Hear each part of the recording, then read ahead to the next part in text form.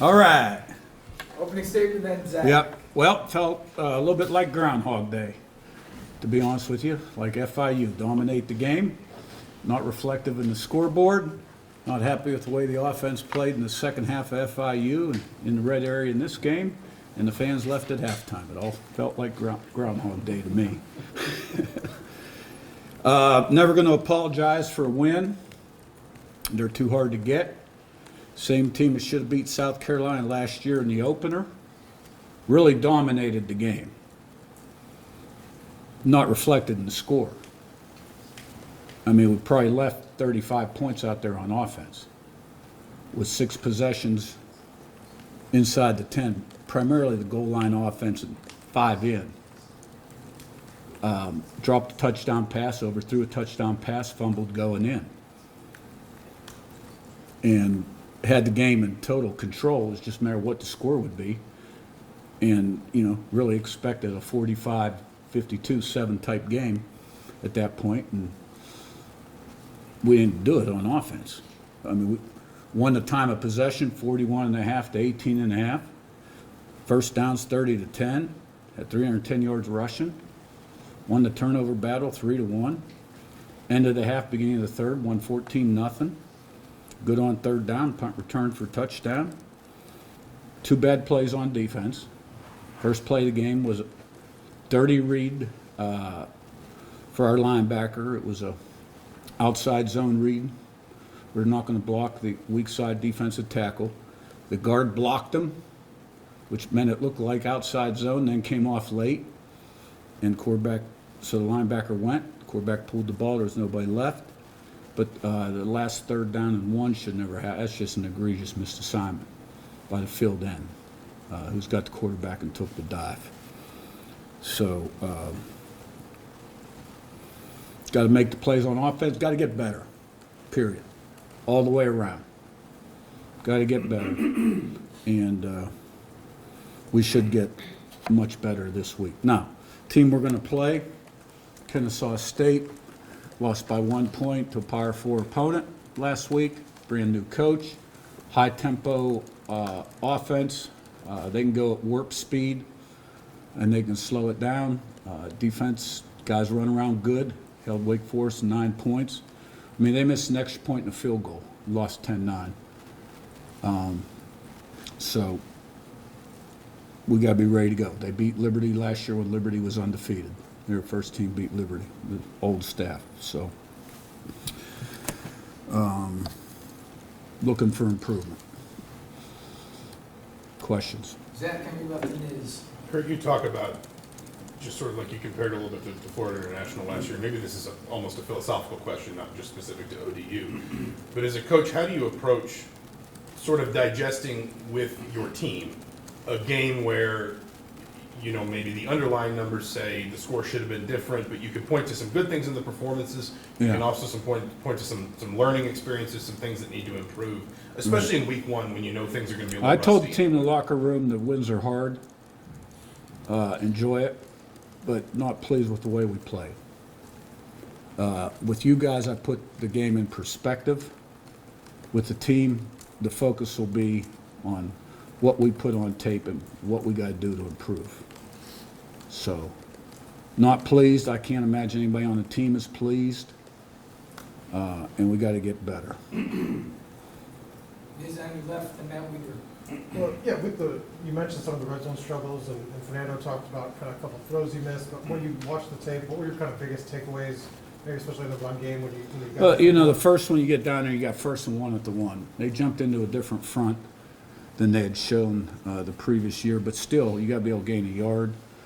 We had a running back take the wrong footwork and the wrong course one time. We had a missed assignment up front one time, and then 2 poor blocks, and then on the 4th down pass, didn't make the right read. And then got down there again and had 2 more missed assignments in the run game.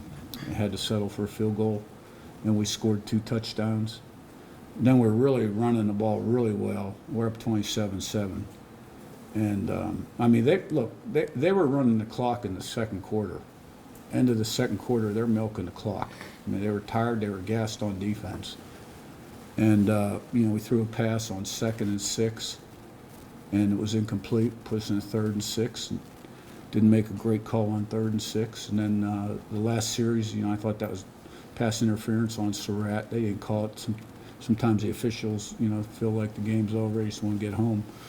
You got to call, still got to call them. Drop a touchdown pass, overthrow a touchdown pass, wide open, and fumble going in. So, really, you could build a case that there's 55 points minimum. I guess the difference between FIU and that game was we were much more consistent for 90 yards or 93 yards than we were last year. Last year we led the country in red area touchdown percentage. So, but we got to get better. It doesn't matter what you did in the past. Got to get better now. So, that's that. Matt, you ready to Zach B? Coach, after going back and getting a chance to watch the film, what did you like most about what Fernando did on Saturday? And I know you can't talk about the processing, but anything else you noticed that maybe he needs to work on? Yeah, did some good things, left some things out there. The emphasis with him's been on his processing and decision-making. And, you grade the quarterback based on his decision-making and accuracy. Is he going through the right reads, throwing the ball to the right guy and accurately? So he's made progress since he's been here, but, he's still got to get better. Zach and Pete. Coach, you talked about the fact that you guys aren't happy with how you played. Why don't you think that you guys played to your standard? Where did those misreads, Missed assignments, and guys not doing their job, and every once in a while they line up in a different defense than you thought they would. So, got to make the plays. Pete, on your left, the same. Coach, with Drew Evans, him coming back, how did you assess the way he played? Solid. He's going to give you a great effort. He's going to finish, give you everything he's got. He's a really smart player. And, having him back is a real plus. I thought our offensive line and tight ends did a nice job. Our running backs, our receivers, most of the day blocked well. It was a game where, they were called on to block safeties. And really, overall, I thought we did a great job penalty-wise. I think we had 3. The one call on the interception was not a good call on our number 12, Boykin. So we had a false start, and then we got a running into the punter, which, Isaiah Jones says he got his hand on the ball. So from that turnover ratio and penalties, 2 things you talk a lot about in an opener, we did a great job. And all of our special teams goals we accomplished. This game really came down to what happened inside the 6-yard line and 2 plays on defense. Other than 2 plays on defense, you hold them to 160 yards. But it's a win. It's a 2-score win. But we left a lot out there. And it's good that we've gotten to the point where people's expectations are such that they're not happy with just wins. But at the end of the day, they all count as one win. Same way on your left, to Joe. Coach, with special teams, he had a big punt return, a punt what blocked it looked like on TV. But Brendan Frankie is the long field goal guy, and then Phil Warren stepped in a big spot and it went inside the 3. Can you just talk about where you're going to use Frankie and the punting situation? Yeah, we feel like Quinn is a really good prospect. And Quinn stepped in, punter had a little issue and wasn't available at that time. And Frankie is the long field goal guy. He's drilled them in practice. He hadn't missed one in practice. Now, he's only kicked about 4 or 5 because we'll practice, a long field goal, 56, 58 yards. This one was 52, but into the wind, and he hit the crossbar. So that's where that's at. Joe and Daniel.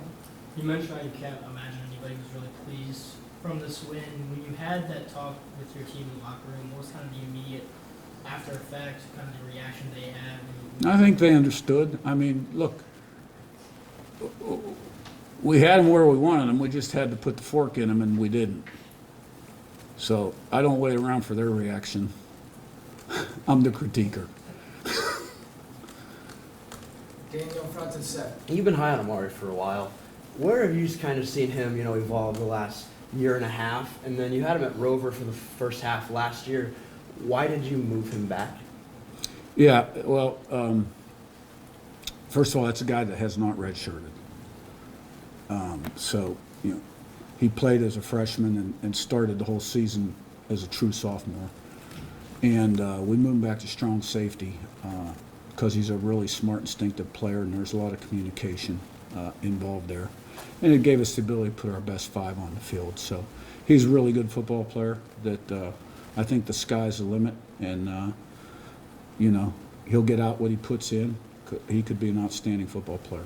I've seen him really mature and grow up. Seth in front and Will. A couple things for you. First, quickly, injury updates. You mentioned McCarthy got banged up, and also Bryson Bonds and Byron Baldwin. Just where are all those guys at? And did anybody else come out of the game with anything? Yeah, Bonds unfortunately has a knee injury and will miss the rest of the season. Baldwin is more day to day. And Will, upper right. Coach, you talked a little bit about it in your opening statement about the crowd. Disregarding the second half, what was your initial reaction to seeing the full crowd in a parachute bison? No, I thought the students were awesome. They bought extra tickets and, they were loud. The place was rocking. We didn't see the Bison come in. I heard it was spectacular, big time. And the crowd was rocking, and we needed to give them more to cheer about. Colin on your right, last one. Turning the page to Kennesaw State, what are your early impressions of them, and what kind of challenges can they give you on the offensive side of the ball? Well, like I said at the beginning, the offense can go really, really fast at warp speed. They'll change the tempos. Athletic quarterback that spent some time here, senior. They've got a lot of older guys in general on their football team in starting roles. Receiver number 1's a really good player. Running back is a really good player too. So they're going to use the field, and the biggest adjustment will be when they do go warp speed, getting the calls in, getting lined up, that kind of thing, and keeping the quarterback contained. And defensively, I'm impressed. I mean, they're fundamental. They're well coached. They're in the right place. They run around good. They tackle. They're tough. Guys done a nice job there. All right, thank you. Thank you. Thanks.